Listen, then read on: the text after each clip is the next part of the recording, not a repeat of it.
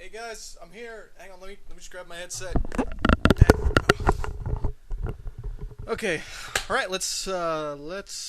Where the hell is everybody?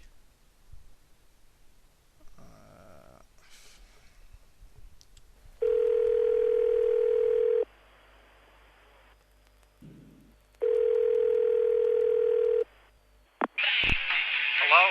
Hey, yeah. There's a show today. Where the hell is everybody? No. You're on your own for today, kid. Don't call me again. Bye. Huh. Okay. Welcome to today's episode. The topic for the day is gamer mentality. I took a class in college where we looked at video games as a serious topic of discussion, and the first game we played happened to be Quest for Glory. When you first create your character, you're given the choice of 3 classes: Fighter, Thief, or Magic User. Now, I'm pretty used to most games being the easiest to play with the more physically oriented classes. If I play an older RPG or something, I'm used to Fighters being the simplest, but easiest to play for a first time around. Usually thieves and mages and whatnot are pretty easy to kill and take a little more time to master. So I make my fighter, and I am then presented with a character sheet. Strength, agility, vitality, that sort of thing. I pretty much ignore the intelligence section and presume luck to not be of much consequence. I figure vitality will give me the necessary hit points for combat, strength for the damage bonuses, whatnot common to fighters, all that sort of fun thing. As soon as the game starts, you're basically put into the middle of a town with a little narrative, much like a dungeon master would talk to his players at the beginning of a session of Dungeons & Dragons. There aren't really any tutorials, so I just started messing around with the keyboard. Okay, the arrow keys were obvious, so I walked around and found that hitting enter brought up a little chat box. Okay, this is pretty reminiscent of text-based games. It must want me to enter command. So I walk up to people and I try various commands. Talk to so-and-so, slap so-and-so. If you've ever played a text-based game, you're probably familiar with the idea of trial and error until you figure out what the command is you're looking for. Later on, for example, after killing a monster, I had to try a couple times to figure out what the command was to gather things from its body. Loot corpse? Loot orc? Search body? Eventually, you walk into a room with a billboard on it that says quests, and it's just a bunch of want ads, basically. One of them says there's a healer just outside town who's looking for her ring, so I figure, okay, that's a good place to start. I walk out of town, I follow the path, I come to a hut, and immediately after the screen loads in, there's a small glinting set of pixels on a tree branch. Okay, the ring's in a bird's nest, so how to get it down? Well, I can't climb the tree, and I was kind of stumped for what to do at that point. Now, since we were playing it for a class, I really just wanted to bring something to the discussion, so I took a look at the guide and discovered that each class has their own method of getting the ring. It turns out for a fighter, you're supposed to type, pick up rocks. Pick up rocks. What rocks? There aren't even any gray pixels on the screen to indicate there are rocks. And I suddenly found myself very frustrated with the notion that I simply have to make up the correct answer, with no clues or hints or nudges in the right direction. And even crazier, after you do pick up the rocks, you aren't guaranteed to hit the nest when you throw them. You just type throw rock or throw rock at nest, and usually you miss the first time. And you do it again, you miss again. You do it again, you miss again. Okay, I must be doing something wrong. I'm not typing in the right command or something. Long story short, I wasn't doing anything wrong. It turns out you really do just have to keep throwing until eventually the random roll check decides you got it. Now, you don't know there's a roll check, nor is there any indication that it was simply a failed attempt. Okay, I've got something to bring to class. I'm a little frustrated that the game does absolutely nothing to tell you what you're supposed to be doing. I like puzzles, I like challenges, but I'm not a big fan of conjuring up solutions out of thin air, especially when the solutions appear not to work by all accounts. And you simply have to try everything 100 times over to make sure it doesn't work. Because maybe it does, and you just didn't type it enough times. So here's the surprising part. I get to class, and a number of people are expressing frustration over the character creation screen. Turns out a good chunk of the group didn't even make it through the first screen of the game. And my initial reaction is, what? What did you have trouble on? Now, some of these people had never played a video game before, so when they were presented with Fighter, Thief, and Magic User, it was banana to them. I mean, the classes might as well have been called Glorp, Schnegel, and Schmirk. Okay, well, let's just pick one at random. I'll play a Schmirk. Then they're presented with a sheet of stats that are similarly alien to them. I mean, how would you like to improve your Schmirk? Your choices are Gagabo, Tubby-Term, Heidi-Ho, and Pajong. Oh, and the Healer's Hut thing, if you don't put enough points into Tupti-Term in the beginning of the game, you can't get it. But you won't know that until you've already made your character, so you'll have to go back and start the game over.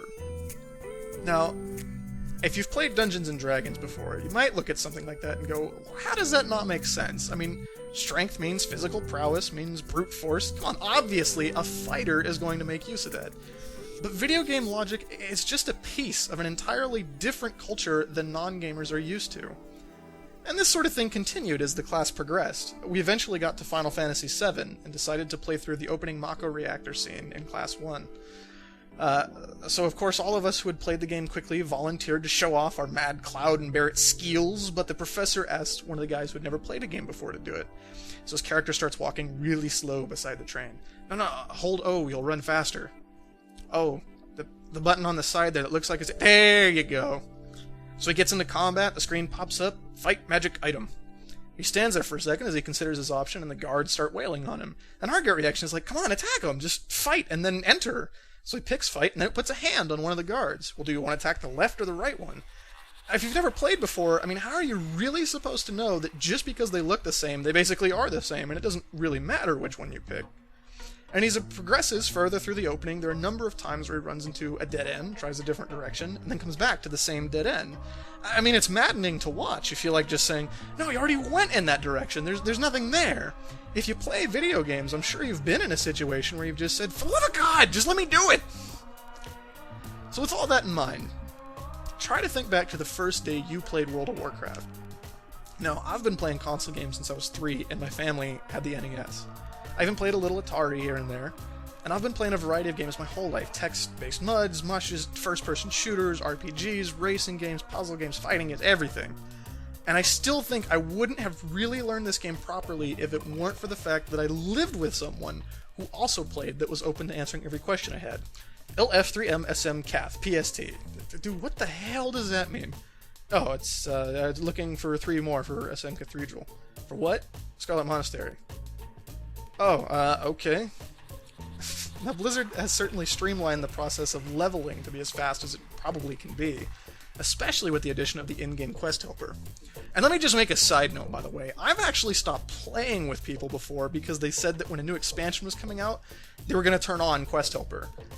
This is a discussion for another day, but I think the old cadre of gamers has a certain set of gaming morals or ethics they stick by, and one of them is to never, ever use a walkthrough of any kind until you've spent a couple weeks stuck in the same spot. And people who buy walkthroughs with a game and open them up before they've even turned it on can f*** off.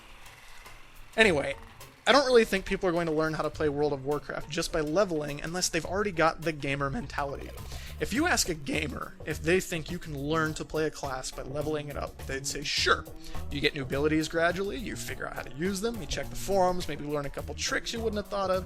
I mean, it's a trial and error experimentation with each new ability to see which is most efficient. But find someone who doesn't have that built-in kind of logic when approaching games because they just don't play that many. And leveling doesn't really teach you much. I mean, have you ever met someone who got to level 30 or 40 without using talents? If you've been raiding at 80, you'd think that would be the most painful thing you could think of doing, but it's not a big deal to them. The monsters just seemed a little more difficult as they leveled up, which made a lot of sense. Hell, even my first 60 in pre-BC was a druid that I leveled resto from 40 to 60. And this is back when there wasn't spell power on gear and it was just healing with a smidgen of damage. It wouldn't be like plus 40 spell power, it would be plus 80 healing and plus 15 damage or something. So it was actually more efficient to just go into cat form wearing all this intellect and spirit gear and spam the hell out of claw. I mean, every single pull I would have to pop out of animal form at some point to regrowth and rejuvenation myself, then go back into cat form to finish it off. I mean, I never died, but it was really slow going. But it was my first 60, I didn't know how much faster it could go, and I really enjoyed being resto because I spent so much time playing Arathi Basin in the 40 to 49 bracket. So the lesson to take away from this is essentially the difference between noobs and noobs. If you're someone who gives others a hard time because they don't seem to know what they're doing, check yourself. Is it that they're being asshats about it and refuse to take advice? Or are they just new to games and could use a helping hand? Put yourself in the shoes of my Quest for Glory example earlier. Now imagine that given your stat sheet of gibberish, if you put points into Bajong, you have 50 people suddenly slapping you on the back of the head and calling you an idiot and telling you you're a fag and a failure and you should just stop playing. I mean, do you really want to be one of those people?